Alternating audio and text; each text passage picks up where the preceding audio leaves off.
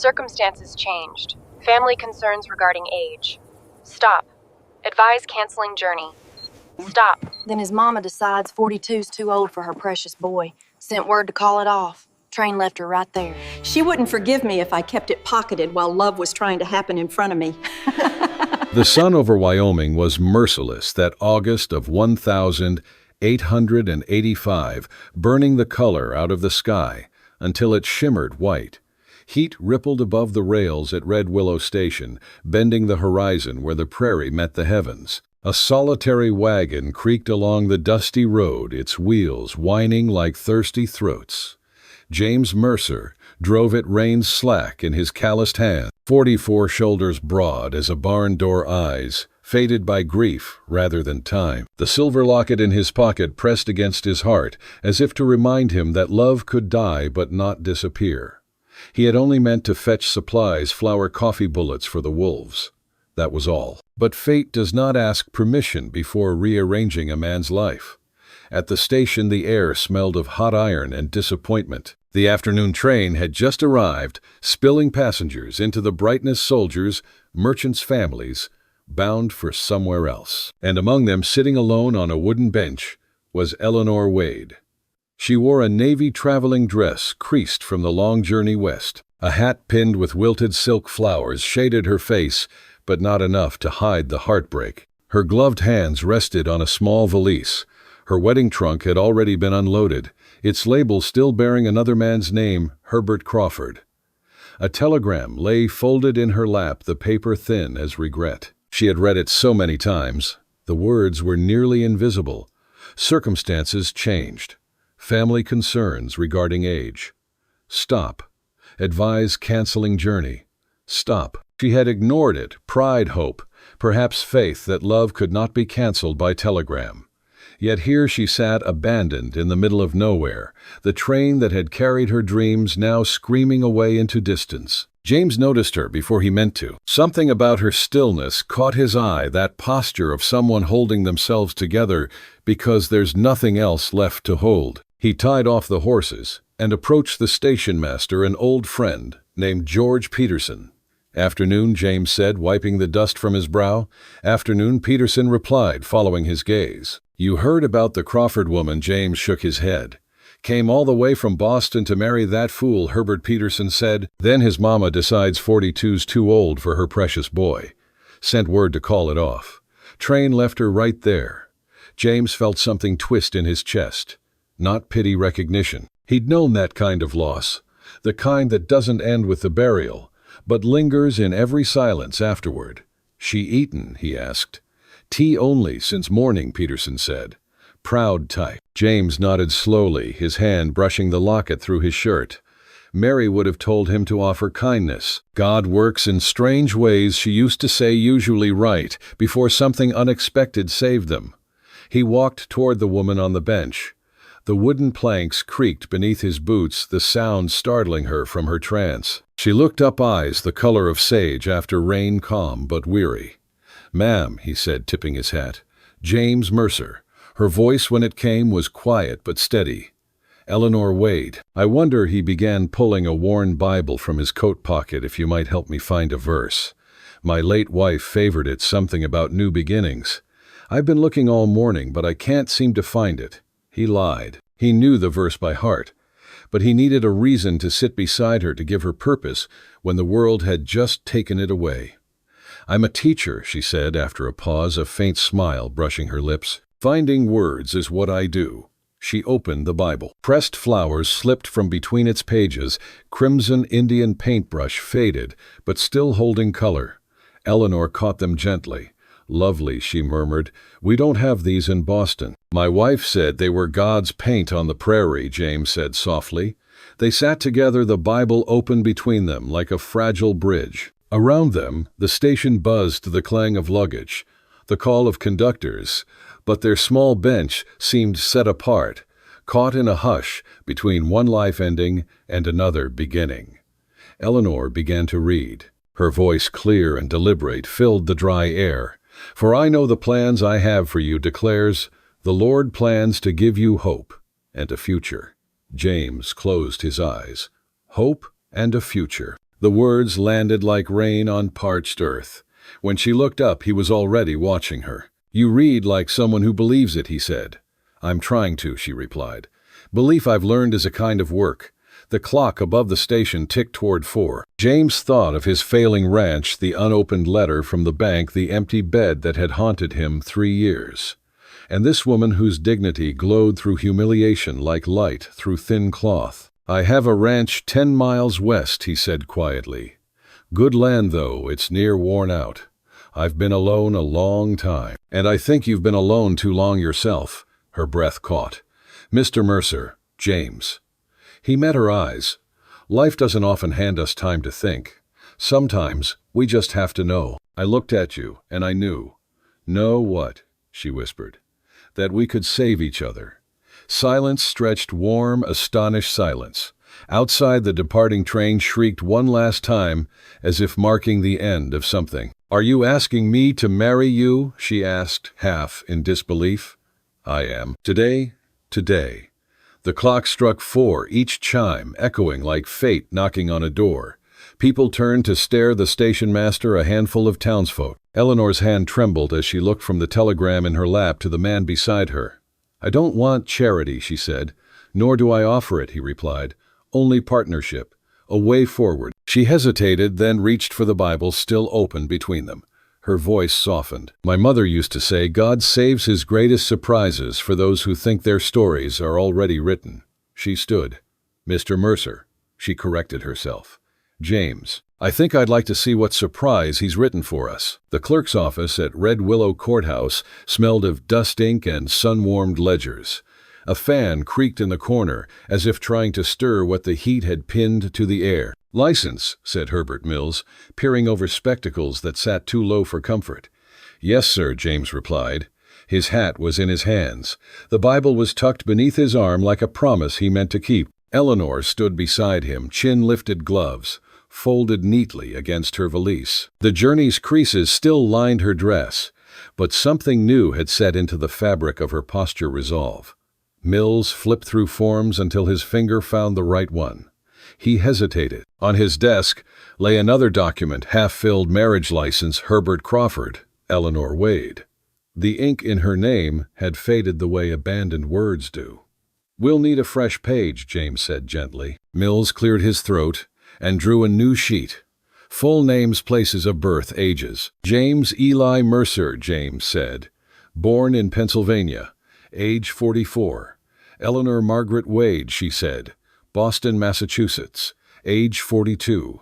Mills's pen scratched the sound, small and solemn. Outside, the courthouse bell counted the hour. The ring drifted in through the open window and died against the cabinets. "Witnesses?" Mills asked. George Peterson said, the station master, from the doorway. He'd walked them over and refused to leave. He lifted a hand like he was swearing in the truth. "And I can fetch the Reverend." "I'll sign," said a woman's voice from the hall. Emma Thompson, the storekeeper's wife, had followed the gossip like a comet. World needs fewer bystanders and more participants. She moved in, laid a gloved hand on Eleanor's shoulder, and gave it a quiet squeeze. Mills's pen paused again. He looked at Eleanor over the rim. "Miss Wade, are you certain there's no shame in waiting?" "There's shame in letting fear make your choices," she said. "I have done enough of that." James felt it then, a steadiness flowering through the hollow places. "We'll do this right," he told the clerk. "Right is what the page is," for Mills muttered, and finished the writing with a flourish.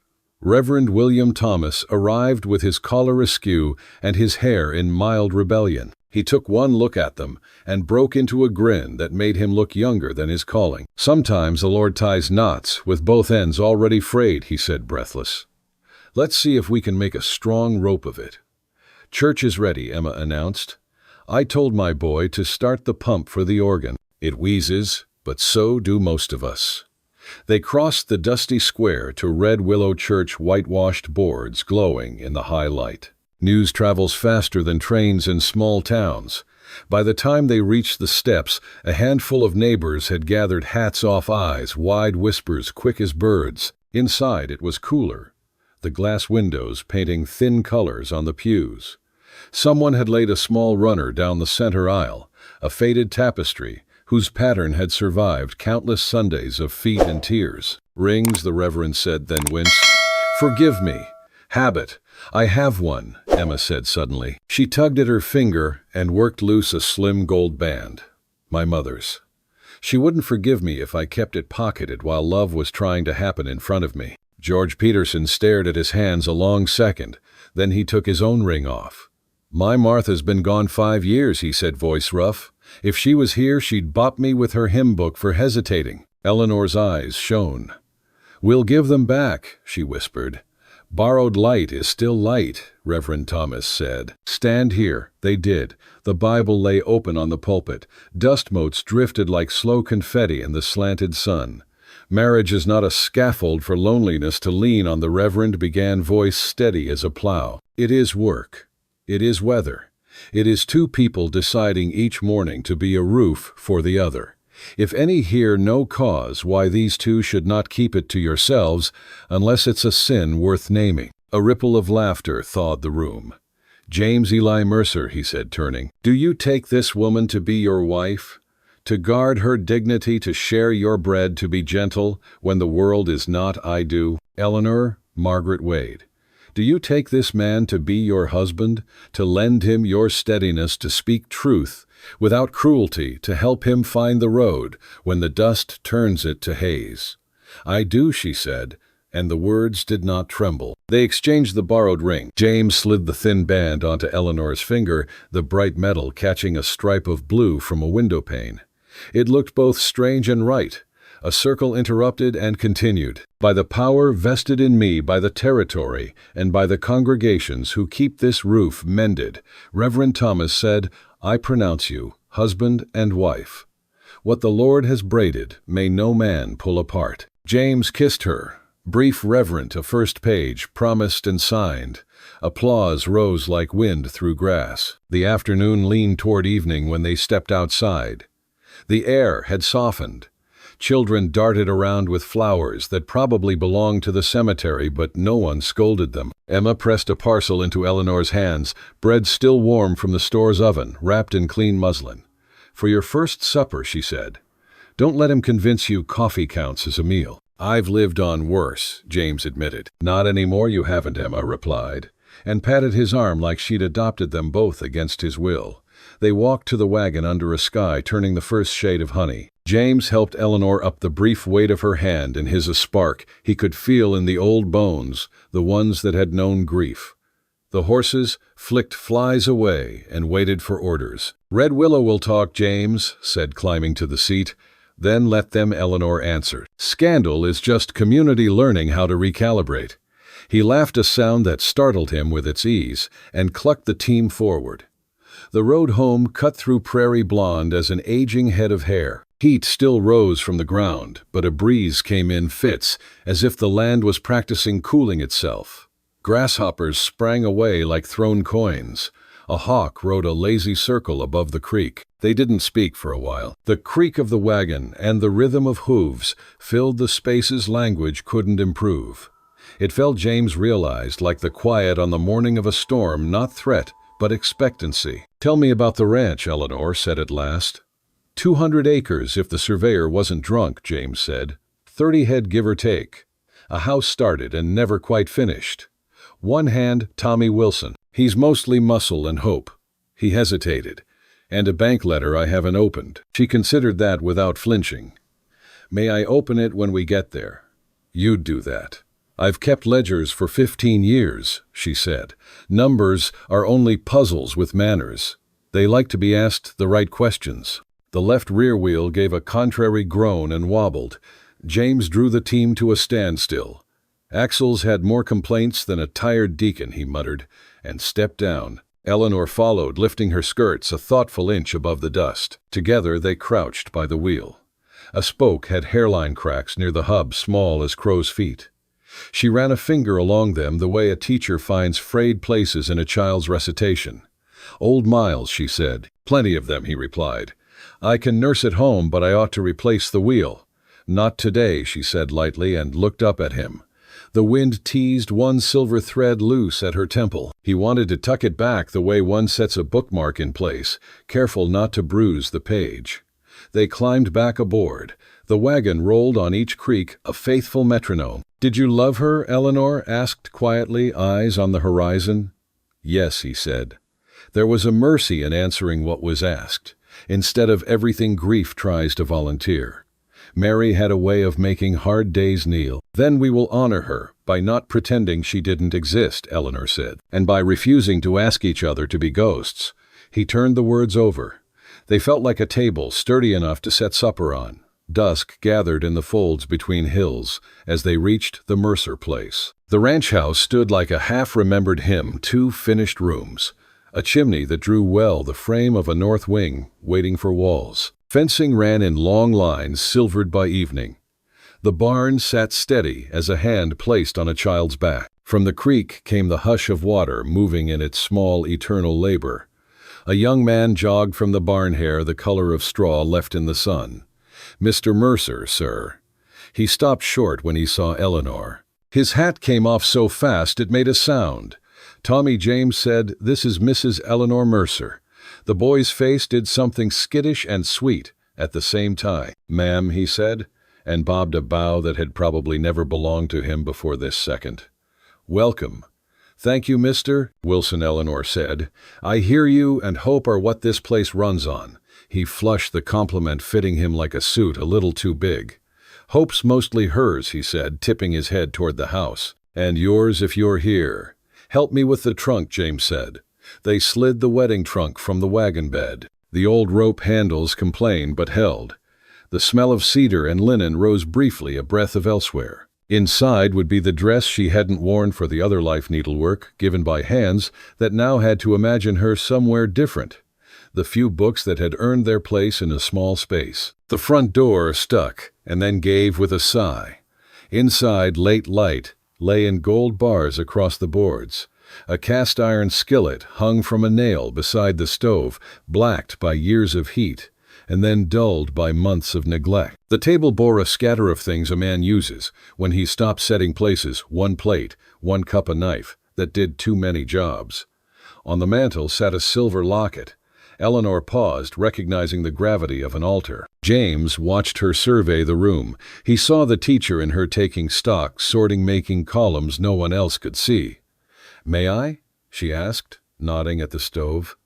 "You don't have to, I want to," she said. "We were given bread. Bread deserves to be accompanied." Tommy hovered, trying to be helpful without being in the way. "Ma'am, there's ham hanging in the smokehouse. And the hens have remembered what eggs are for. Fetch both, if you please." "Mr. Mercer James, would you draw water from the well?" He obeyed, grateful to be told. Purpose is its own kind of prayer. By the time the bucket came back full and cold, Eleanor had rolled her sleeves. She scrubbed the skillet with salt and a torn scrap of sackcloth until its surface woke to a dull shine, then laid a slick of lard that melted into a sheen the iron, drinking it like thirst after work. The ham hit the pan with a song. The smell rose and filled the house, cleansing it of old quiet. Tommy came in with eggs and a grin. "Mrs. Thompson's bread," he guessed, peeking at the parcel. "Generosity has a signature," Eleanor said, and sliced it thick. James set a match to the oil lamp. The flame bloomed and steadied, throwing rings of light that made the room look fuller than it had in years. He found himself smiling at nothing more than the sound of a wooden spoon against iron. They sat. Eleanor served them as if she'd been walking this kitchen her whole life. James bowed his head. He hadn't said grace aloud since Mary died. The words had turned to tin in his mouth. Tonight they found their leather back. "Lord," he said, "thank you for food and for hands to make it, and for the shelter of this roof. Keep wolves in the hills and deaths in their holes. Amen." "Amen," Eleanor echoed softly. They ate. The bread steamed. The ham snapped under the teeth with the right kind of resistance. The eggs shone at the edges. A meal can be a treaty. This one was. "Tomorrow," Eleanor said when plates were less urgent, "I'd like to see the ledgers." "They're honest as I could make them," James said, which is to say, they're honest and not particularly tidy. "Tidy is a luxury," she said, smiling. "Honest is currency." Tommy wiped his mouth with the back of his hand and remembered too late to use the cloth. Are you going to?" He floundered like a colt at a fence. "Stay," Eleanor supplied. "If it pleases God and weather," she said, glancing at James, "I intend to." Tommy sat back, as if someone had told him spring was early. "Well," he said. "Well," after James carried the trunk to the bedroom that had been Mary's and his, he stopped in the doorway, breath-light, as if sound could break something. The room was simple: bed washstand, a mirror with specks where the silver had surrendered. On a nail hung a ribbon the color of old cornflowers. He took it down and folded it. Eleanor stood beside him, seeing what he saw. "We can set you up in the front room," he said. "Until we'll take time." "Thank you," she said. Her relief was small but present, like the first star before the evening accepts it. He fetched blankets and set them on the settee.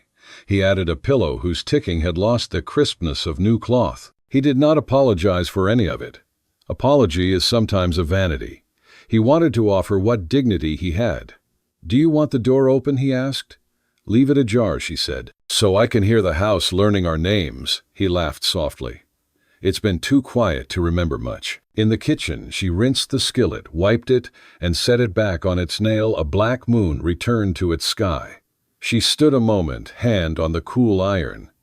"What is it?" James asked. "Tools like this," she said, "carry the fingerprints of the past. If we treat them right, they give them back to us in heat." He nodded. "Mary used to say the stove knew when she sang at it. Forgot how long things took when the song was right." "I can't promise a song," Eleanor said, "but I can promise supper." They smiled at each other, something whole and careful passing between them. Night persuaded the prairie to go quiet. The stars appeared with the soft arrogance of things that know they cannot be stopped. Coyotes made a brief argument and then gave up. From the barn came the sigh of animals deciding to trust sleep. James stepped onto the porch with 2 mugs of coffee that did their best to be civil at this hour. Eleanor followed, shawl pulled close. They sat with a decent space between backs against the posts that waited for morning glories. "You married a stranger today," he said after a while. "So did you," she answered. "We'll remedy that with work." "You miss Boston already," she considered. "I miss the map of it more than the place, the way you can put a finger on a street and say, 'Here I will find bread. Here I will find a friend.' Out here, the map is sky and creek and a fence that needs mending. But the bread tonight and the boy's gladness at the table that felt like a corner drawn in." He followed the line of her gaze to the yard's edge. The grass silvered there. The fence made a darker line against the ashy field. He knew where the weak posts were without looking. He thought of her quiet competence, the way she had handled the skillet as if it were a violin. He felt the old ache of loss, and the newer ache of possibility, occupy the same chair without quarreling. "I'll sleep in the barn," he said, standing. "Just for tonight." "You needn't," she said quickly, then flushed at her own boldness. "I don't mean only that I know," he said, "but it'll sit better with me this way. We'll give the house time to set like mortar." She nodded, grateful. He handed her the second mug. "There's a pistol on the mantel," he said. "Loaded light. If the door rattles wrong, it's probably the wind. If it's not the sound of a shot, carries." He tipped his head toward the barn. "I'll hear. I hope we never have to test our marksmanship on anything that bleeds," she said. "Me too," he answered. "But I've learned the world takes comfort in being reminded we can." He hesitated, then reached into his pocket. The locket. The metal had warmed to his body again. He laid it on the porch rail between them. "Her name was Mary," he said. "So you know when you hear it in town by accident." Eleanor set her fingers on the locket's chain, a light touch, a respectful one, as if she were greeting someone who had gone ahead to keep a seat. "Thank you," she said. "Good night, Mrs. Mercer. Good night, James." He crossed the yard with a particular weariness that follows a day that has rewritten its own headline. In the barn, the hay smelled of summer held in trust. He made a pallet and lay down. The horses shifted the way guardians do when they finally allow themselves to rest. In the house, Eleanor unfolded the blankets on the settee. She placed the borrowed ring on the washstand beside the lamp glass. She lit the wick, turned it low, and listened to the house breathe. Through the open door, she could see the edge of the bedroom mirror, and in it, a sliver of a woman who looked like herself and not at all like the one who had left Boston. On the mantel, she found a stub of chalk, and on the far wall of the north wing's bare frame, she marked a small square, the first of many. "Tomorrow, A list curtain's soap lamp, oil nails a slate for figures bread flour. The day after, perhaps a bell. She blew the lamp out. The darkness held. Then it yielded to the kind of sleep that feels like being rocked by a hand you cannot see. Outside, the prairie exhaled once more and settled. The wagon wheel leaned against the steps, a little cracked, a little proud of the miles it had managed. In time it would be replaced. In time the porch posts would carry vines that opened at dawn. In time the borrowed rings would find their way back to their first stories, and new rings would wear their own. But for now the night made room for two people to begin a small, steady grammar. You cook, I carry. You read, I listen. You mend, I hammer. Promises plural. Papers signed. And a roof that had decided it could be a home again. Morning came quiet, like a secret the land didn't want to wake too soon. Mist threaded over the grass, curling around the fences like silk ribbon. In the east, dawn cracked the sky open, thin gold spilling over the Red Willow ranch. Eleanor was already awake. Habit, or the kind of restlessness that lingers when one has changed her name overnight. She stepped barefoot onto the porch boards, cool beneath her soles, and breathed in a world still damp with dew. Coffee scent drifted from the open window. James was at the pump sleeves, rolled to his elbows, water flashing silver as it spilled into a tin basin. The sight of him, the quiet rhythm of work, the lack of need for words, steadied her. He glanced up. You sleep, I did, she said. The house is polite enough to let me. He smiled faintly. It hasn't had company in a while. He poured water into the kettle on the porch stove steam, unfurling like the first thought of prayer. They drank coffee side by side, the horizon widening in front of them. You were right about the ledgers, he said. They're honest, but a mess. After breakfast, I'll show you. I'd like that. She paused, watching the light crawl across the corral posts. And after that, we hang a bell. He blinked. A bell for the children, she said. You have the space. The north wing unfinished but sound. We'll make it a schoolroom. James tilted his head. You plan to teach here. I plan not to waste breath on regret, she said, meeting his gaze. Besides, your ranch hand's children deserve numbers as much as your cattle do. He laughed softly. You remind me of the preacher's wife when she's decided God isn't moving fast enough. Then perhaps I'll take that as a compliment. By noon, the north wing echoed with the hammer's song. James repaired the warped doorframe while Eleanor scrubbed the floorboards with a rag and lye. Each stroke was an act of defiance against what had been still too long. Tommy hauled planks from the shed, sweat glinting on his neck. You really think kids'll come all the way out here for lessons, Mrs. Mercer? If they don't, she said, we'll teach them why they should. He grinned. Sounds like you'll whip the sense right into 'em. Not whip, she corrected. Persuade. James looked up from his work, eyes amused. You sound dangerous when you say that. She met his look evenly. Dangerous is a word men use when women start organizing. He barked out a laugh, hammer clinking against the nail. By evening, the room had shape a chalkboard, fashioned from an old cupboard door, a small shelf lined with salvaged books desks, built from crates and leftover lumber. When Eleanor set the last chair upright, she stood back and exhaled. It wasn't a school yet, but it was possible, and possibility was the seed from which hope grows. That night, the ranch smelled of stew and clean wood. The skillet had found its purpose again. Eleanor moved easily in the kitchen. James found himself watching the way she tasted the broth, with a spoon head tilted like a painter judging color. You make it look easy, he said, because it is once you remember. Life doesn't require perfection to be good. He thought of that long after they'd eaten, while she washed dishes, and the lamplight caught in her hair like a halo smudged by work. After the plates were dried, she stepped outside to hang the bell. It wasn't much a copper dinner bell from the barn, its handle worn smooth by years of calloused hands, but when she tied it to the porch beam, it caught the moonlight, as though it had always been waiting for this moment. For lessons, she said, for calling help, for reminding us we're not alone. He nodded. Every sound out here carries a long way. The valley'll hear it. Good, she said. Let it know we're alive. Days settled into rhythm, dawn chores, morning ledgers, afternoon lessons. The ranch began to breathe again. Children came 3 from the Wilson family, 2 from a nearby homestead, and once a week, the Crawford twins, despite their mother's protests. Eleanor taught them with the same mixture of grace and firmness she used to coax life from this rough land. She'd stand before the chalkboard in her rolled sleeves, dust clinging to her fingers, hair-pinned but rebellious. She taught the alphabet sums and scripture, but more than that, she taught attention the sacredness of effort. James would pause in the yard, sometimes listening to the sound of young voices reciting multiplication over the wind. It sounded like redemption disguised as arithmetic. At night, they sat at the table tallying numbers. The ranch was still in debt, but less lost. Eleanor's hands steadied the columns, and James's faith, what little had survived widowhood, began to stretch its limbs again. "You've changed the place," he told her one evening. "I've only opened the windows," she said. The light was waiting. But not everyone in Red Willow was pleased. Mrs. Crawford, Herbert's mother, came calling one bright afternoon her parasol a weapon disguised in lace. She stepped down from her carriage as if the earth itself should thank her for the favor.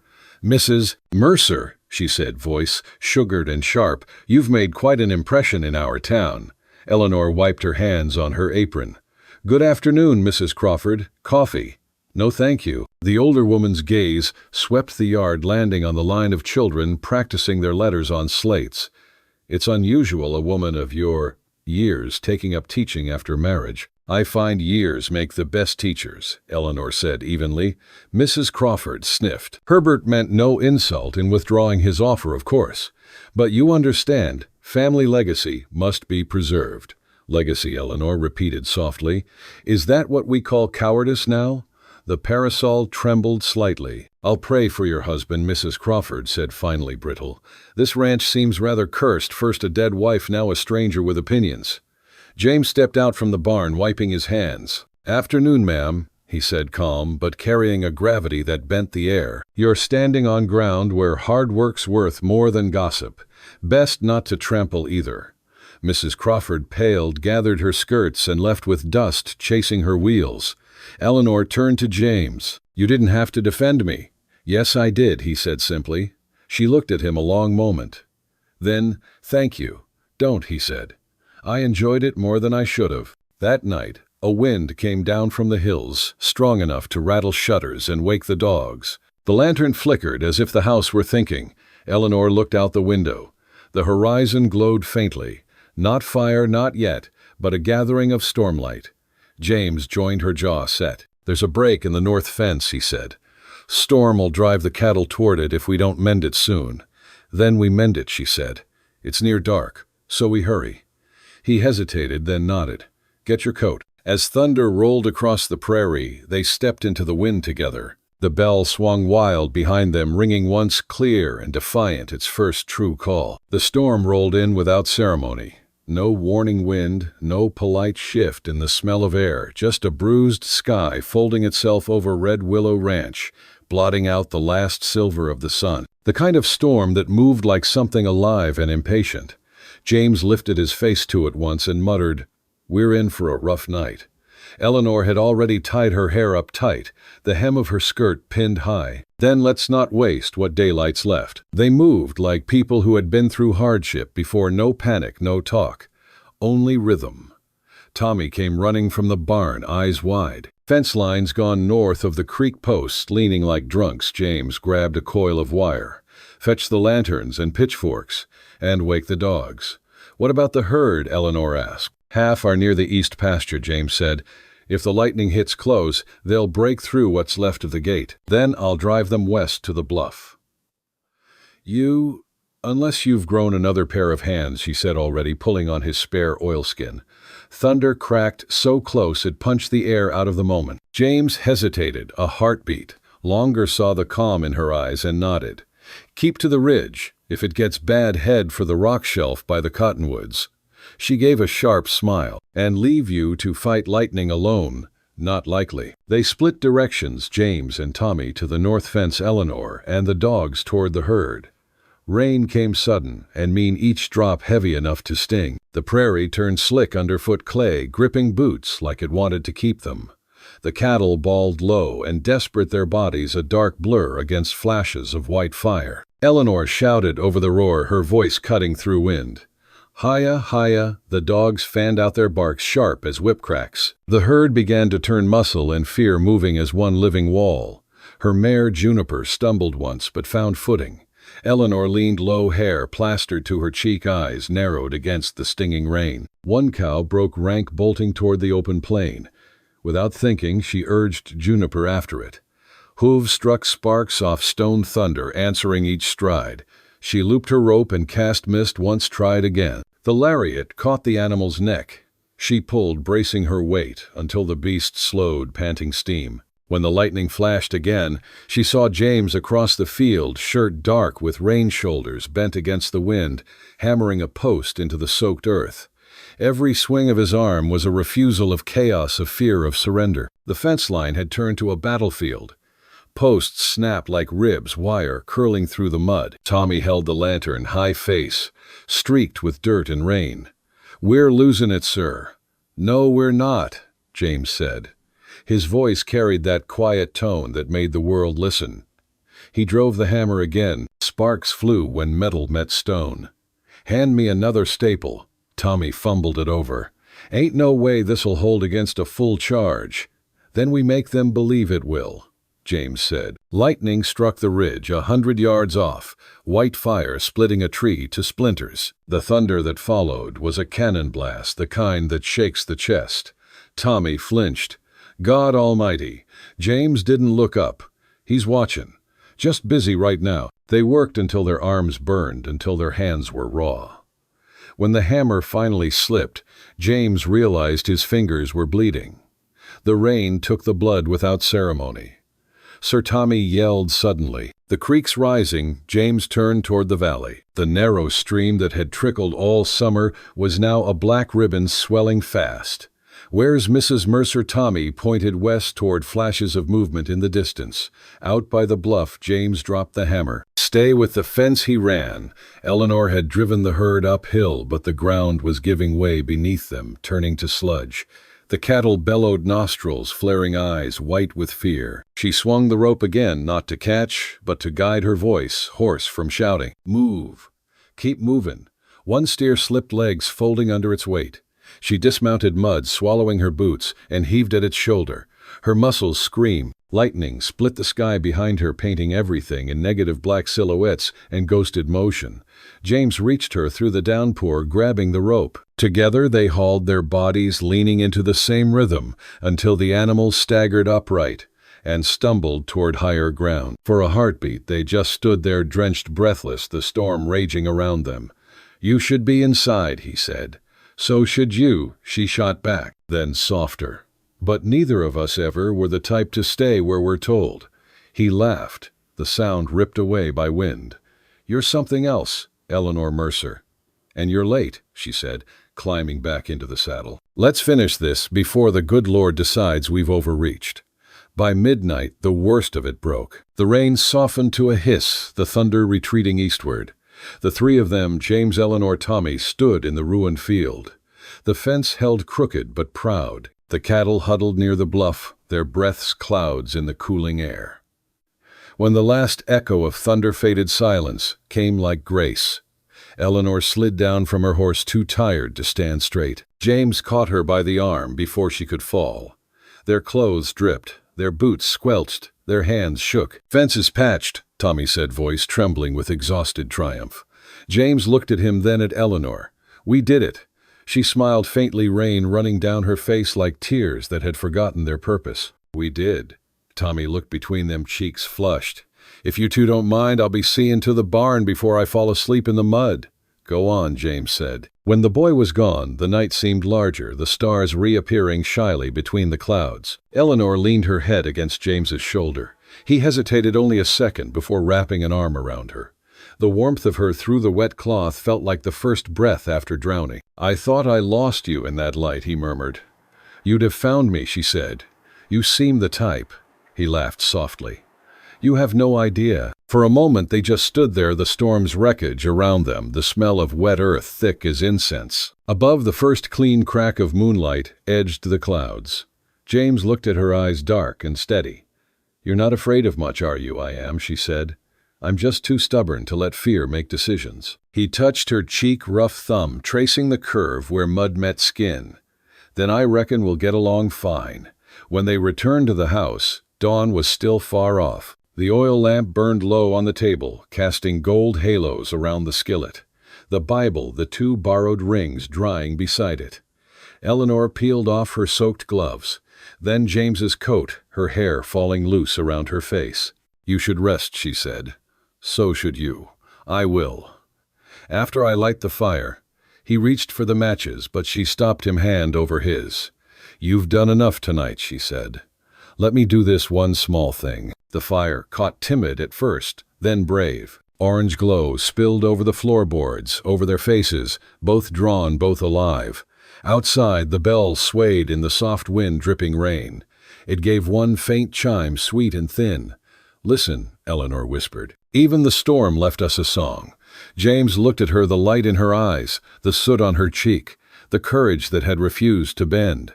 He thought of the words the preacher had spoken. "It is work. It is weather. It is 2 people deciding each morning to be a roof for the other." The storm had tested the roof. It still stood. He smiled. "Come morning, we'll check the herd, fix what's broken." "And ring the bell," she said, eyes glinting. "For class, for thanks." They stood there in the half-dark, the fire murmuring like a hymn too shy to be sung aloud. And when at last they slept, it was side by side on the floor before the hearth, the kind of sleep earned by those who have fought the world and found against all odds that it can still be tamed by love. By late September, Red Willow had the sound of harvest about it, axes splitting wood horses snorting in the chill hammers, keeping pace with the turning of the sun. The storm weeks had passed, leaving the ranch steadier though not unscarred. The fence held. The herd had thinned, but debt, at least, was no longer a quiet predator waiting in the shadows. Eleanor kept the ledger open on the table each morning. The numbers no longer frightened her. They were like children learning discipline, still wild but beginning to obey. "You've done a miracle, James," said one dawn, leaning against the doorframe with a mug of coffee. She smiled without looking up. "No miracle, just arithmetic and faith," he chuckled. They might be the same thing. Yet word traveled faster than progress. In-town whispers grew about the Boston widow who had married too quick, about her schoolhouse, pulling boys from field work, about her husband's debts miraculously easing. Some said she'd found an inheritance. Others, darker in spirit, said she'd found sin in daylight's disguise. Eleanor ignored it, until the day the notice came. It arrived folded under the church bulletin, a printed letter stamped with the seal of Thompson & Company Bank. "Dear Mr. Mercer, due to discrepancies in collateral values and recent appraisals conducted under the advisement of Mrs. Clara Crawford, the Red Willow Ranch is hereby subject to reassessment. Payment of $132.40 is required within 30 days to avoid forfeiture. Respectfully, R.E. Thompson." Proprietor James stared at the letter long after she had finished reading it aloud. The words were clean and merciless as a blade. "Crawford," he said finally. "She's still got her hands in everything." Eleanor folded the paper neatly. "Then we take them out." How? By doing what she can't, telling the truth loud enough for the room to hear. The Thompson Mercantile was half bank, half gossip post. It smelled of flour, ink, and ambition. The town's bell had just struck noon when Eleanor walked in her gloves, folded neatly, her hat pinned with a single sprig of sage. Behind the counter, Robert Thompson, a man built like a barrel with a conscience to match, looked up. "Mrs. Mercer," he said cautiously. "Pleasure as always." "Mr. Thompson," she replied. "I've come regarding this notice." He cleared his throat. "Ah, routine business, ma'am, nothing personal." "Then it shouldn't mind being discussed publicly," she said. A few shoppers turned their heads. She placed the letter on the counter. "This assessment, who conducted it?" Thompson's smile faltered. "A volunteer representative of the Crawford estate. She claimed prior knowledge of your husband's holdings." "And what qualifications does Mrs. Crawford possess?" Eleanor asked. "Other than spite?" Someone snickered near the shelves. Thompson reddened. "Ma'am, I don't appreciate your tone. Then perhaps you'll appreciate facts. She slid another paper forward a page from her ledgers, written in a clean, steady hand. Here are our earnings since June. Grain sold, livestock counted, school fees recorded. You'll find the numbers exact. He skimmed the figure's lips, moving silently. His frown deepened. These totals are correct, she said. You may confirm with Reverend Thomas. He oversaw the children's accounts for tuition. The Reverend himself appeared then as if summoned by Faith's impeccable timing. That I did, he said cheerfully, and Mrs. Mercer's sums are straighter than any sermon I've written. Laughter broke through the tension. Thompson shifted his weight. Even so, the final word rests with Mrs. Crawford's report. Eleanor's eyes flared. Then I'd like her to repeat it in front of the town she's been poisoning. A murmur rippled through the store. Someone ran out to fetch the widow Crawford. 10 minutes later, the front door opened and Mrs. Crawford swept in like a winter wind, determined to make the room smaller.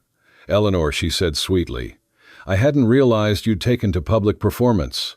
Truth benefits from an audience, Eleanor replied. The older woman's smile sharpened. This ranch was my son's intended inheritance before you ensnared that poor cowboy. It deserves better than to be run by a charity case from Boston. James's boots thudded against the floorboards as he entered behind her. The crowd parted. You've got a gift, ma'am, he said evenly. You make sin sound like civic duty. Crawford turned on him. And you, sir, have no sense of propriety. Maybe not, he said, but I do know when a neighbor's trying to steal my land with ink instead of bullets. The store had gone silent, except for the hum of flies near the windows. Eleanor stepped forward, voice steady.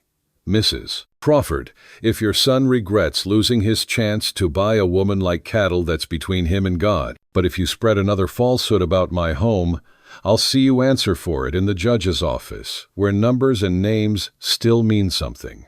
Gasps fluttered like startled doves. Mrs. Crawford's composure cracked.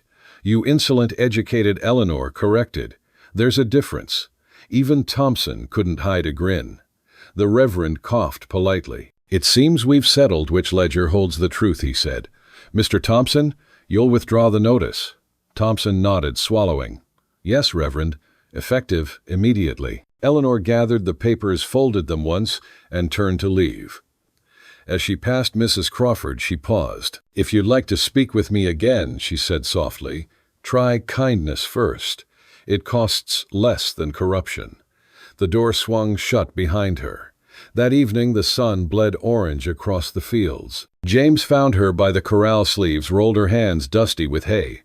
You were magnificent, he said. I was angry, she replied. Magnificence was the byproduct.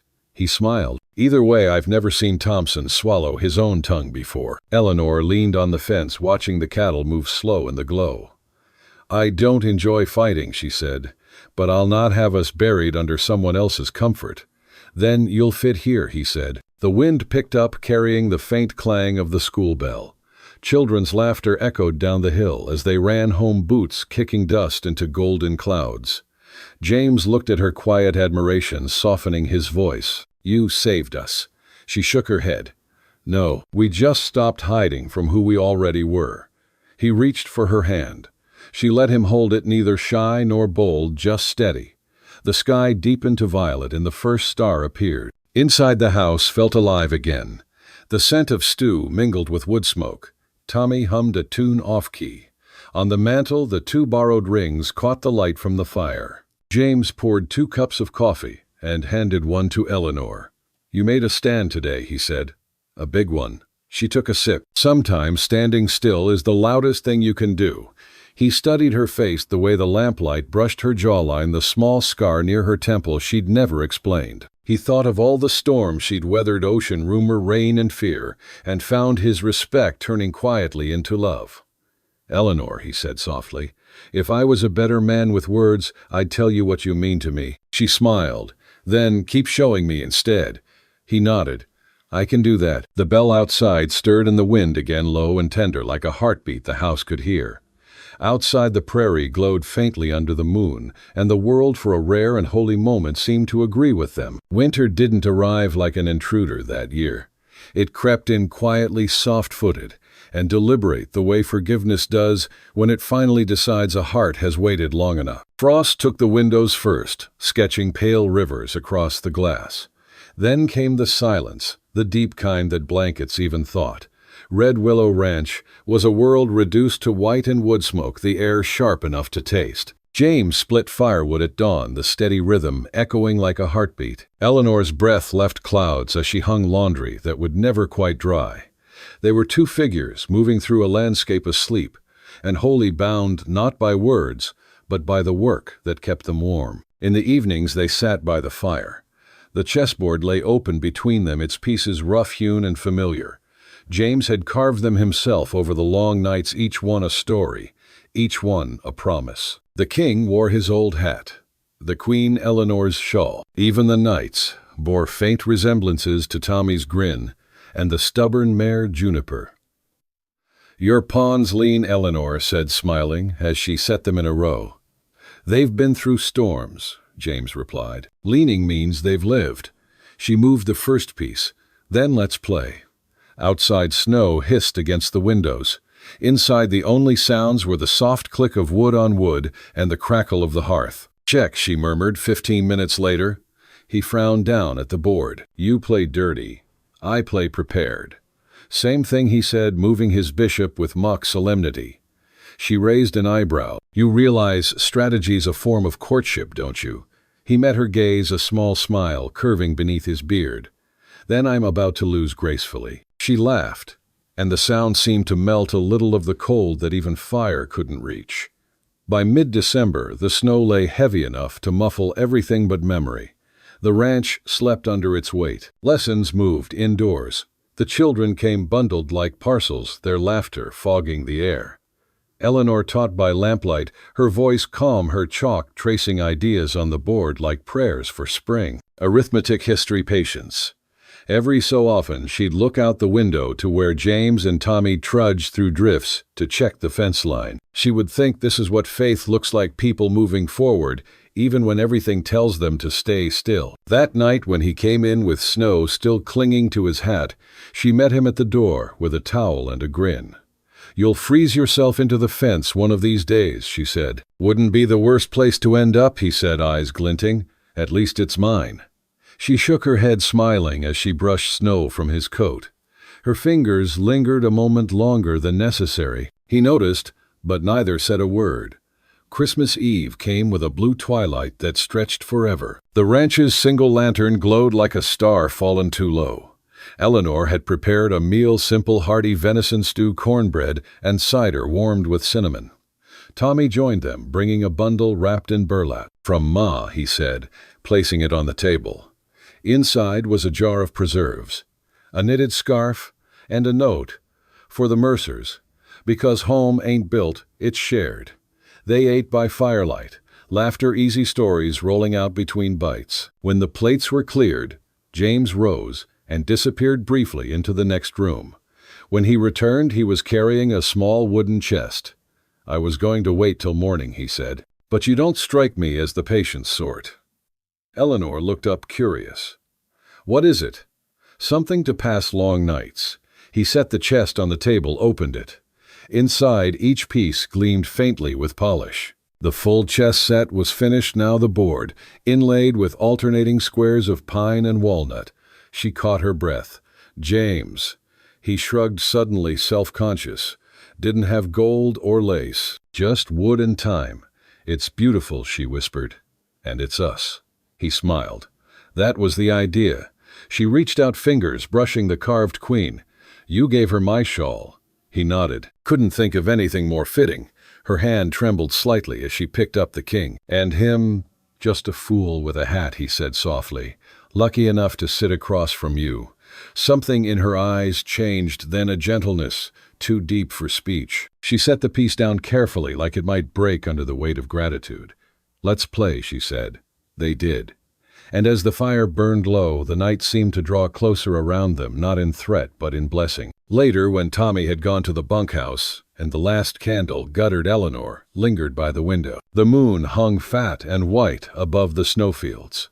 James came to stand beside her. "Do you miss it?" he asked quietly. "Boston?" The city lights, the noise.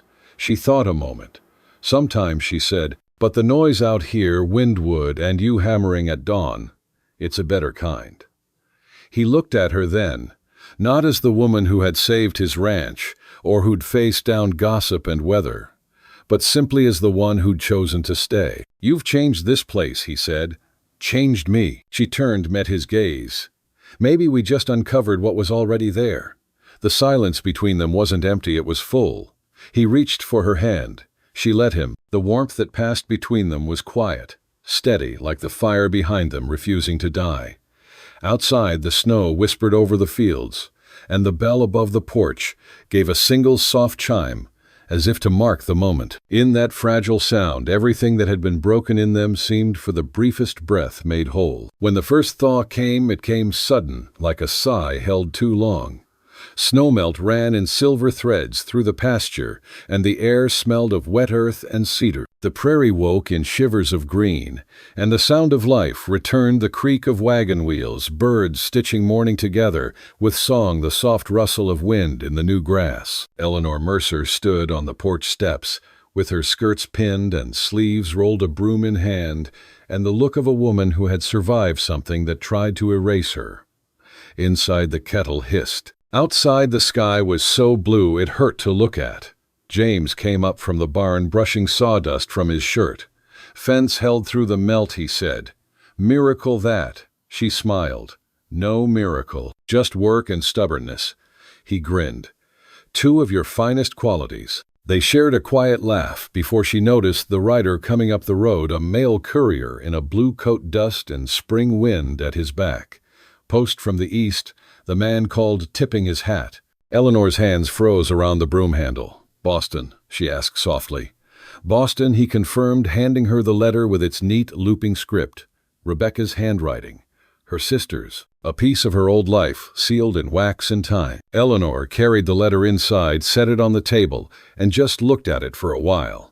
It felt heavy for paper, like it contained not just words, but the weight of everything she'd left behind. James watched from the doorway, his expression gentle. You don't have to read it now. I've waited long enough, she said, breaking the seal.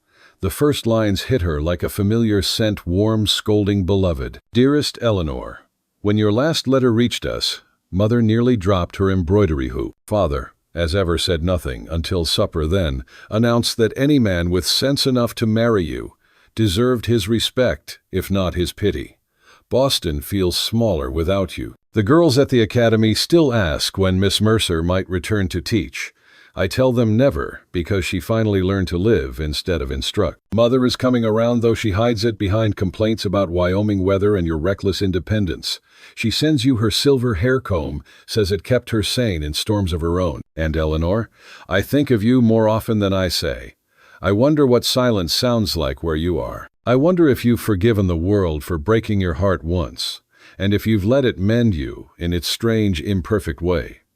If the West has not taken your letters right soon, if it has, know that somewhere between Charles Street and the edge of reason, I am thinking of you always. Your devoted sister Rebecca. Eleanor finished the letter, and just sat there, hands trembling slightly, the ink still dark and alive on the page.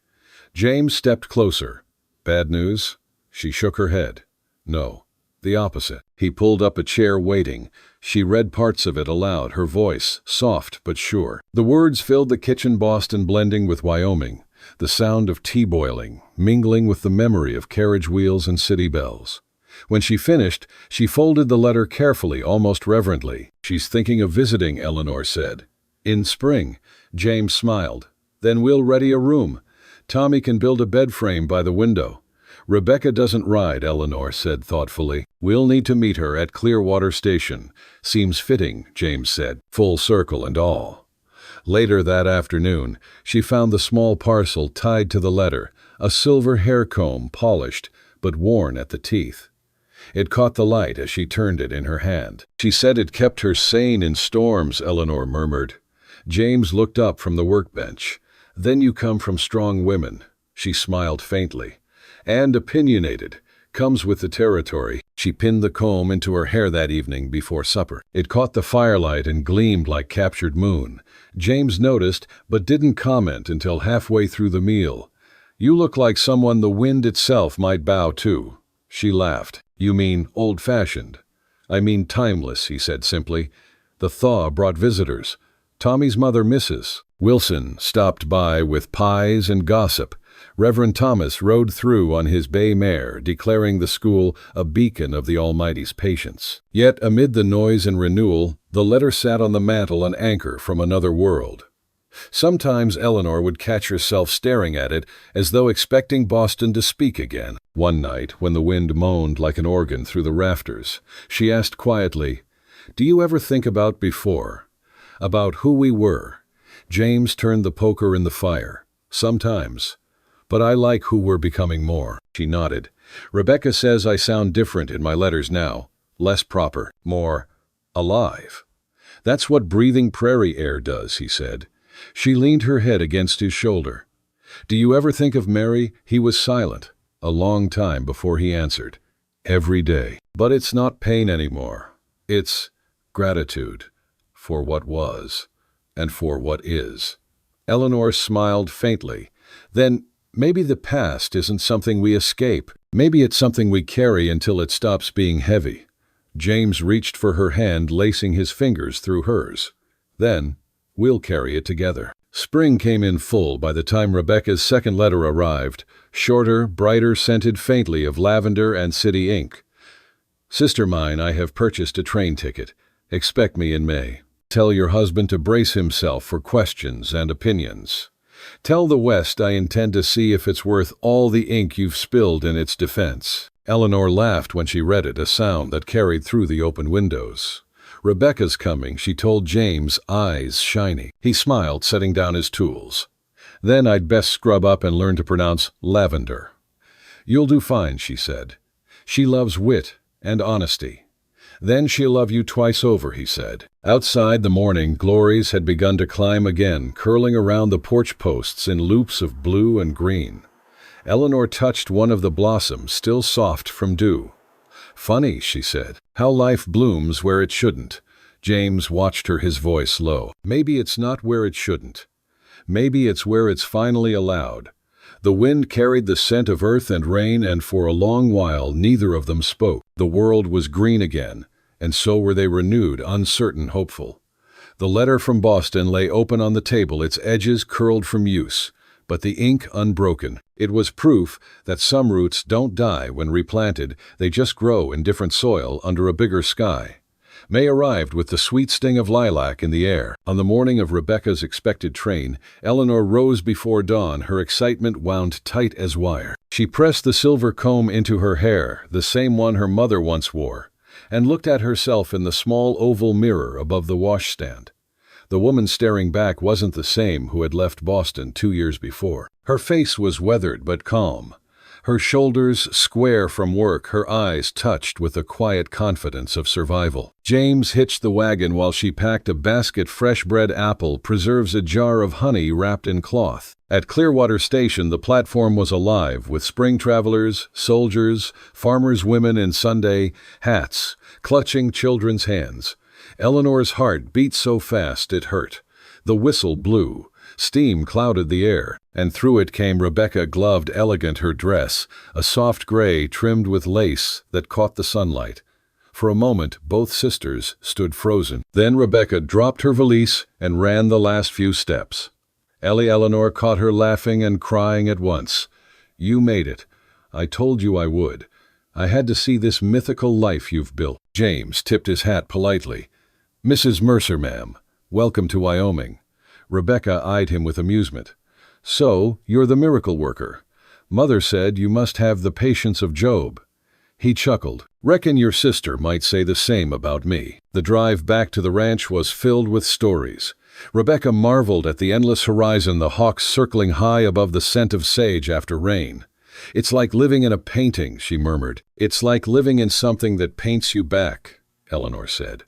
At the ranch, Rebecca gasped at the expanse, the barn, the wide porch, the garden blooming wild. "Ellie," she whispered, "you've built a kingdom out of dust." "That dust taught me how to stand," Eleanor replied. "For days, The sisters were inseparable, cooking, walking the ridge, talking late into the night. Rebecca confessed that Boston now felt too polished, too small. She marveled at how Eleanor moved through her days, teaching at the small schoolhouse, tending to the garden, trading with neighbors. One evening, as the sun bled gold over the hills, Rebecca found James mending a saddle strap outside. "You've given her peace," she said softly. He looked up. "She earned it herself. I just helped her see she deserved it." Rebecca smiled. "Then I suppose I owe you a debt I can't repay." Seeing her smile's payment enough, inside Eleanor watched them through the window, the man and the sister, who represented both halves of her life, east and west. For the first time, she didn't feel torn between them. Rebecca stayed through summer. She learned to ride clumsily, to bake bread that James called a fine weapon if thrown to sleep through coyotes howling at midnight. She laughed more than Eleanor had ever heard her laugh. When autumn edged the leaves with gold, Rebecca prepared to leave. On the morning of her departure, the sisters walked to the pasture mist curling low over the grass. "I used to think you'd vanished from the world," Rebecca said. "Now I see you just found a bigger piece of it." Eleanor took her hand. "Promise me you'll come back." Rebecca smiled. "I will, but you should come east sometime too. The city could use a bit of your steadiness." They embraced long and hard. When the train finally took Rebecca away, Eleanor stood on the platform long after the last echo faded. James came to stand beside her, his hand warm against hers. "You all right?" She saw what we built. "That's enough." They drove home through fields gold with wheat the air smelling of promise. That night, Eleanor wrote her own letter, ink smudged by candlelight. "Dearest Rebecca, the land has its own language now, and I've learned to listen. When the wind moves through the wheat, it sounds like forgiveness.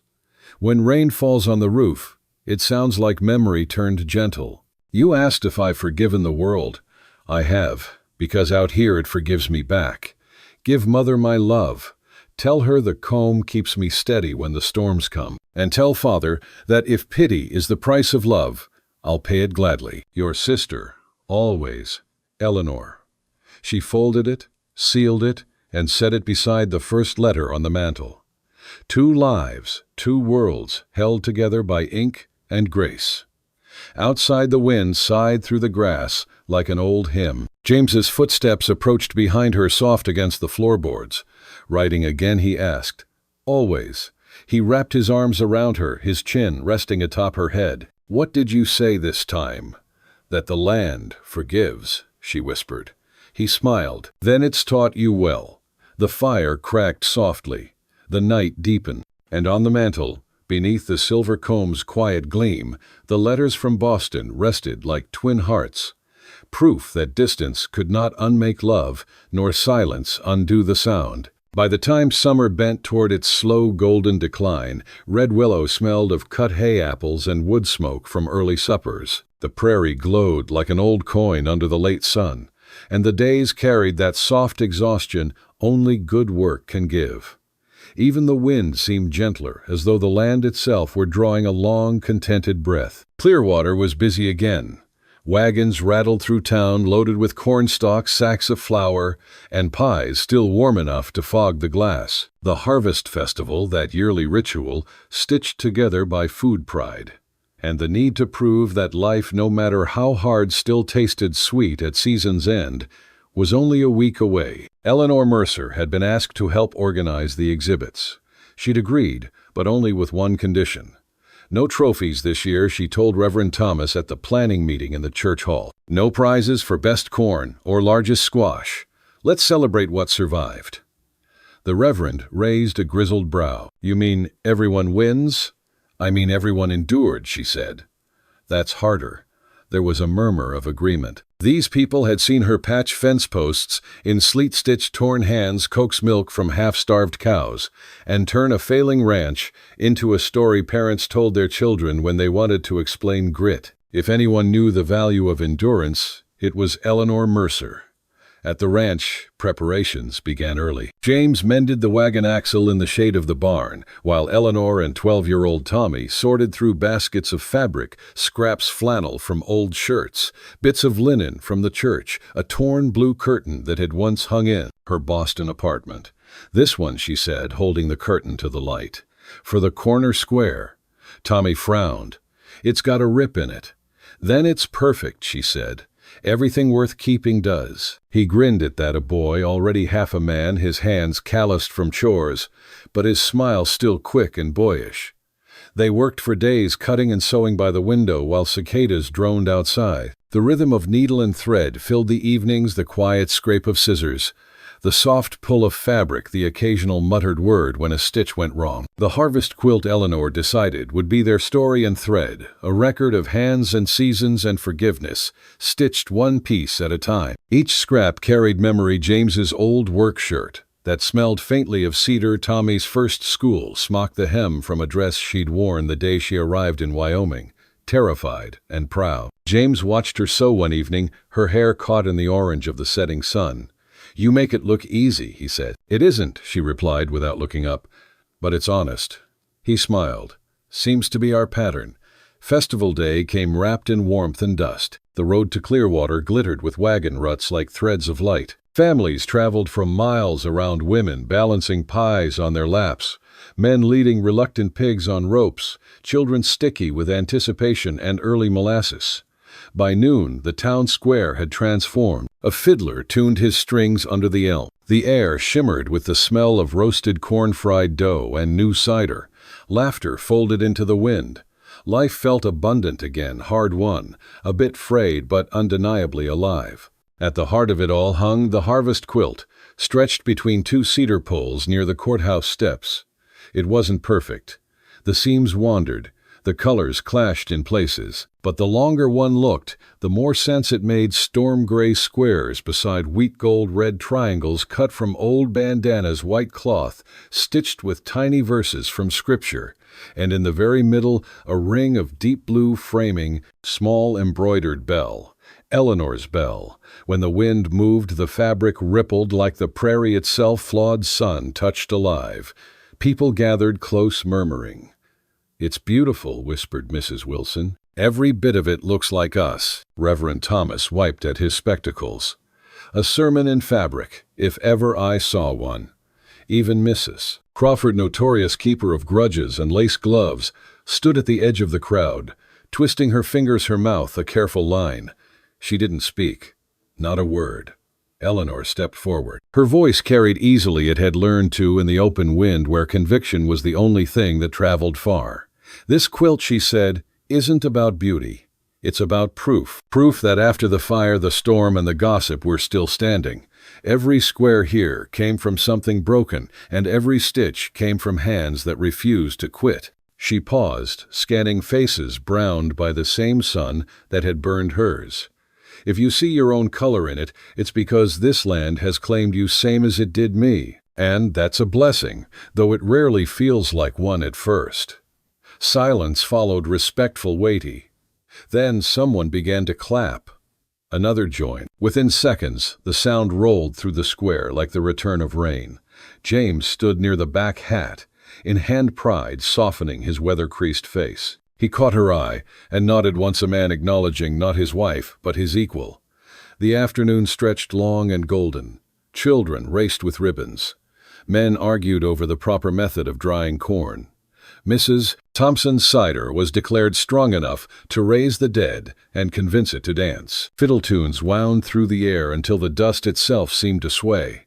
Eleanor and James sat on the wagon steps at the edge of the square, watching it all. The quilt rippled above them, each thread catching a flicker of light. "Never thought I'd see this town so full of laughter again," James said. "That's what harvests are for," she replied. "They remind people that the work meant something." He looked at her sideways. "And what does it remind you?" She smiled, tired and content. "That everything mended leaves a seam but seams hold." As twilight leaned in, lanterns bloomed like fireflies along the boardwalk. The last wagon from Red Mesa rolled in carrying a late passenger, Rebecca. She stepped down from the coach with her traveling cloak and a city's worth of curiosity. "So this is Wyoming," she said, looking around. "Less dreadful than advertised." Eleanor laughed, running to embrace her. "You made it, I promised I would," Rebecca said, holding her sister tight. "I had to see the man who lured you away from civilization." James tipped his hat.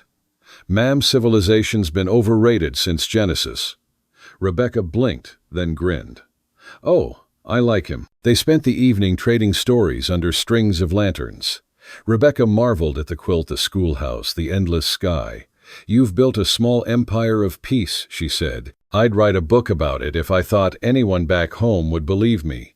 "Let them not believe," Eleanor said. "Some things are truer for being unbelievable." As night settled, the festival became quieter, more tender. Couples danced slow circles in the dust. Children dozed against their mothers. The fiddler played a hymn almost by accident. James and Eleanor walked toward the edge of the square where the prairie opened into darkness. The quilt still hung there, swaying gently. Firelight caught the blue ring in its center, the bell glinting like a captured star. "You stitched our whole life in there," he said. "No," she replied. "Just the beginnings." He took her hand. "You think we'll ever be finished?" "I hope not," she said. "Finished means done. I'd rather be ongoing." He chuckled. "Then here's to the ongoing." They stood together while the wind moved through the grass, carrying the mingled scents of hay and cinnamon and lamp oil. The quilt rustled softly, like the land whispering its approval. Later, after Rebecca had gone to bed at the boarding house, Eleanor returned alone to the square. Most of the lanterns had guttered out, but the quilt still hung glowing faintly in the moonlight. She reached up, brushing her fingers across a square of faded blue. It was cool beneath her touch, almost alive. Behind her came the crunch of boots. James, of course. "Couldn't sleep?" he asked. "Didn't want to," she said. "I wanted to see it once more before they take it down tomorrow." He stood beside her. "I reckon they'll keep it up a few extra days. Town's proud of it. It's theirs as much as ours. That's the point, isn't it?" She nodded. Back east, everything was about perfection. Here, it's about persistence. He slipped an arm around her waist. Both have their place. But persistence keeps the roof on. She leaned into him, listening to the faraway chorus of coyotes. "When I first came here," she said, "I thought I'd buried my old life. Boston, the academy, all of it. But maybe I didn't bury it. Maybe I just planted it. And this is what grew," he murmured. The next morning dawned clear. A soft mist rose off the river, and sunlight turned every blade of grass silver. The festival grounds were quiet, only a few early risers wandering through to collect forgotten dishes and stray ribbons. Eleanor helped fold the quilt carefully from its frame. Reverend Thomas stopped beside her. "You'll store it at the schoolhouse." "For now," she said. "But I'd like to add to it each year. One new square for whatever we've survived." He smiled. "Then, it'll never be finished." "Exactly." At home, she spread it over the bed to air it out. The colors looked different in the morning light, gentler, somehow more certain. She ran her palm across the seams, feeling every uneven ridge, every story hidden underneath. Tommy burst through the door, breathless. "Mrs. Mercer, the Reverend says the river bridge held through the flood," she laughed. "Then I suppose we've got another square to add." That evening, Rebecca packed for her return east. The sisters sat on the porch, watching the first stars blink awake. "You know, Rebecca said I thought you'd vanished from the world when you left. Now I see you just stepped into the rest of it." Eleanor smiled. "And you still plan to write that book?" "I might. But even if I do, no one will understand what I felt tonight watching that quilt move in the wind. You can't describe belonging on paper." "You can try," Eleanor said gently. "It's how we keep the world stitched together." When Rebecca's stage rolled away the next morning, the whole town came to wave. Dust rose behind the wheels, turning gold in the light. Eleanor watched until it disappeared over the ridge, then turned back toward home. The harvest was nearly done. Fields stood stripped and humble, ready for rest. In that emptiness, she found comfort. The land, like the heart, needed its quiet seasons. James met her halfway up the path, his sleeves rolled, his hands stained with soil. "Looks like a good yield this year," he said. "Better than we deserve. Maybe exactly what we deserve." They carried baskets of apples inside, setting them by the stove. The quilt lay folded on the chair. She lifted it, spreading it across the table so evening light could catch the threads. James traced a finger over one crooked seam. "You could mend that." "I could," she said. "But I won't. It's part of the story now." He nodded. "Then leave it be." They ate supper beside it, the air cooling the lamp, humming softly. Outside, crickets began their patient hymn. When night deepened, Eleanor rose, draped the quilt around both their shoulders, and stepped onto the porch. The sky was an ocean of stars, vast and uncountable. Wind brushed the fields in waves. "You know," she whispered, "for all the noise and the years, I never expected peace to sound like this." James looked over the dark valley families, laughing faintly from distant homes. The bell glinting above the church, the patchwork of community stitched tighter by her courage, and said softly, "Peace never shouts. It just keeps showing up." She smiled. "Like love." He drew her closer beneath the quilt. "Like love." And the wind, cool and sweet, moved through the prairie grass as if in agreement, lifting the edges of the quilt, carrying the scent of harvest and hearth, holding the two of them in a silence that was not empty but full. The moon rose, silvering the seams, and the fabric shimmered like the memory of every season that had come before. It would fray someday, as all things do. But tonight it held. And that was enough. By the time Frost returned to Red Willow, it no longer felt like a threat. The land had learned its rhythm again, the same cycle that had nearly broken them, now beat in harmony with their hearts. The days shortened, yes, but the dark brought a gentler kind of light. The schoolhouse smelled of chalk and wool. The stove ticked quietly. Eleanor Mercer stood at the blackboard, chalk poised mid-air, when she realized the snow had begun to fall again. Thin, slow, deliberate flakes that made the windows blur. Behind her, the children recited scripture in sing-song rhythm. "To everything there is a season and a time to every purpose under heaven." She smiled. Yes, she thought, even this. The bell above the porch gave a faint chime in the wind. Not warning this time, not alarm. Just memory. James had been mending the corral fence that morning, boots crunching over frozen mud, the world so still he could hear the creak under its new crust of ice. Tommy worked beside him, taller now, his shoulders squared by seasons of labor, the unself-conscious strength of a boy about to become a man. "Fence is solid," the boy said proudly. "Ain't no steer breaking through this winter." James nodded. "That's because we finally learned to listen to what the land wants. It tells you where to build if you pay attention." He looked toward the schoolhouse, where faint laughter drifted through the air, followed by the bell's soft echo. That sound, he realized, had become the measure of his days, the pulse that marked the difference between loneliness and living. "Go on back to the barn," he told Tommy. "I'll finish this row." When the boy had gone, James stood alone for a moment, the hammer still in his hand. Snow gathered on the brim of his hat, and in the stillness he thought of all the storms that had passed through this land and through him. He no longer flinched at thunder in the distance. By dusk, the Mercer's house was warm with supper smells, onion and stew, and that hint of wood smoke that settled into every thread of fabric. Rebecca had stayed through the harvest, and now she sat at the table writing letters home. "Boston will think I've gone feral," she said with a smirk. "I haven't worn gloves in 2 months." Eleanor ladled stew into bowls. "You wear peace better than satin," Rebecca smiled. "It's infectious. I keep catching myself thinking about fences and clouds." James chuckled. "Those are respectable thoughts around here." They ate by lamplight while the snow fell steady outside. From time to time, the bell sounded a soft tone swallowed by the night. "What will you do when I'm gone?" Rebecca asked after a while. "When spring calls me back east," Eleanor looked up from her bowl. "Keep building," she said simply. "A school, a harvest, a life." Rebecca nodded, eyes glistening. "You always were the stubborn one." Someone had to be. That night, after Rebecca retired to her room, James and Eleanor sat by the fire. He was whittling a small block of cedar into the shape of a bird. She was mending one of Tommy's shirts, her fingers deft and sure. "You ever think we'll leave this place?" he asked quietly. She didn't look up. "No," she said. "Not even when we do." He smiled. "That sounds like one of your lessons. It's just truth. Home isn't where you stay, it's what stays with you." He He set down the carving and reached for her hand. Her fingers were warm from the fire, her palms calloused from work. "I was a man half dead when you found me," he said. "Now I wake up every morning surprised I'm still here, and grateful for it." Eleanor looked at him, then her eyes softer than any candlelight. "You earned your life back, James. I just reminded you it was waiting." Outside, the wind lifted the edges of the snowdrift, scattering it like feathers.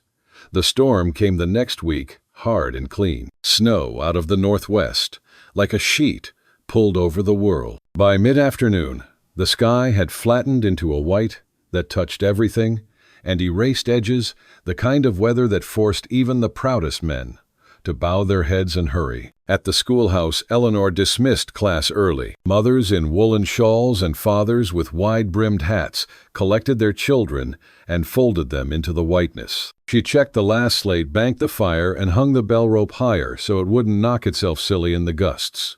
Tommy arrived breathless at the doorway, hat in his hands. "James sent me. Says the east line looks like it's going blind with drift. He needs the spare stakes." Eleanor wrapped her scarf and handed him a canvas bundle. "Tell him to quit before dark." Tommy's grin flashed. "Tell him yourself, Mrs. Mercer. He listens to you better." "Not always." She kissed his cheek as if he were still little. "But go." He ran, his figure swallowed quickly by wind and swirling powder. That night the world narrowed to the lamp's golden circle and the low throb of the stove. Rebecca read aloud from a book she'd carried west and somehow never finished in Boston. The pages crackled in the dry air. Every so often James rose to feed the fire and check the door latch. Every so often Eleanor rose to listen for the wind easing, for hoofbeats, for the bell. When the wind finally fell away near midnight, the silence felt strange, like a pause in a song rather than an ending. They slept then, heavy and dreamless. Morning revealed what the night had done, drifts high enough to swallow rails, a white rampart against the barn fence posts, showing only their black ice-scab tops. The creek wore a new mask, opaque, furred with frost. The sky, scrubbed of storm, shone a thin winter blue. James and Tommy dug a throat through to the barn. The cattle lowed in their breath-frosted den, chewing slow, patient as saints.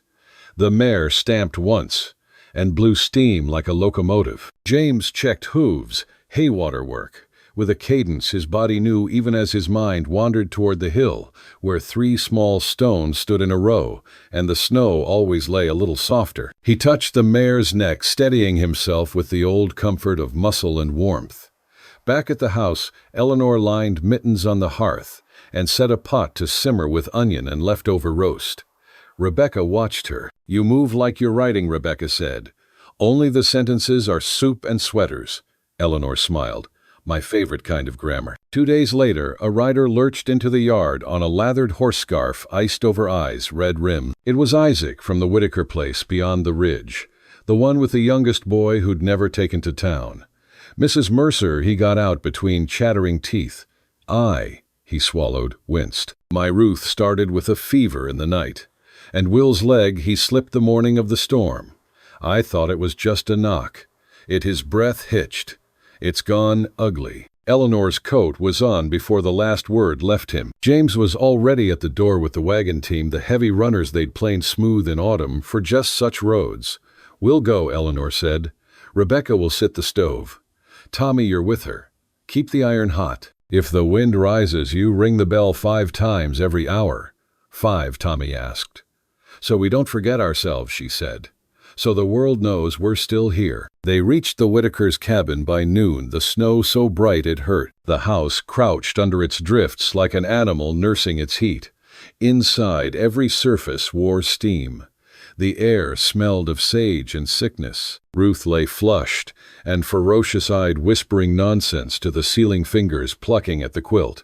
Eleanor's palm found the heat at the throat, the tremor at the wrists. She dosed her with willow bark and vinegar, bathed her brow with water made cool by melting snow in a pan on the sill. In the other room, Will's leg looked like winter's regret. Skin stretched haughty and red, a split drowning itself with stubborn fluid. He'd bound it badly in the dark with a leather strap.